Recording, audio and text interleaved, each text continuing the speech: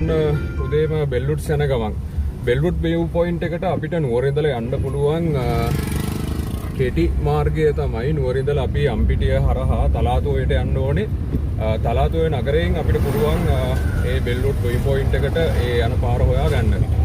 නැතත් අපිට ප්‍රශ්නයක් නැහැ. ඔයාලට පාර හොයා ගන්න අමාරු නම් ඔයාලට පුළුවන් Google Maps බලලා ඒ Google Maps හරහා ඒ ස්ථානයට ළඟා වෙන්න ගැටලුවක් වෙන එකක් නැහැ. අපි නුවර ඉඳලා ආවා. නුවර ඉඳලා ඇවිල්ලා අම්පිටියෙන් හරවලා අපි දැන් තලාතුවේ නගරයට තමයි යනින් ගමන් ඉන්නේ. පාර නම් තනින් තන කාපට් කරලා තියෙනවා. යන්න නම් අපහසුයක් නැහැ. හැබැයි සමහර තැන්වලදී කාපට් එක නැහැ. තාමත් පාර හදන ගමන්.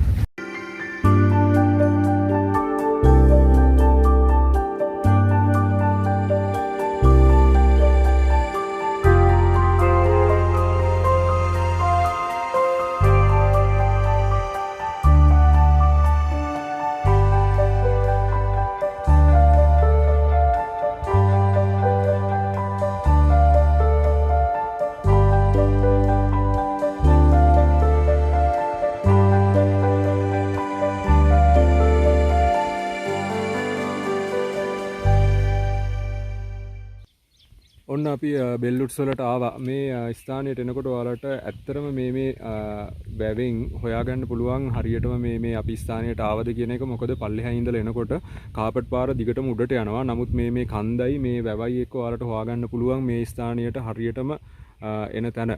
එතකොට මෙතනින් පාරවල් කීපයක් තියෙනවා උඩට මේ කන්දට නගින්න පුළුවන්.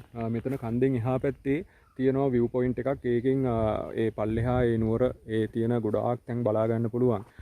මාරම ලස්සනයි. මේ ක්ලයිමේට් එකත් පුදුම සීතලයි. ඒ කියන්නේ දවල් වෙලාවක දැන් වෙලාව හරියටම 12යි. නමුත් මේ පුදුම සීතලක් තියෙන මේ ස්ථානයේ නුවර ප්‍රදේශයේ ඉන්න ඕන කෙනෙක්ට මෙතෙන්ට එන්න පුළුවන්. කිසිම අවසරයක් ගන්න අවශ්‍යතාවයකුත් නැහැ. ටිකට්පත් මිලදී ගැනීමේ කිසිම අවශ්‍යතාවයක් නැහැ.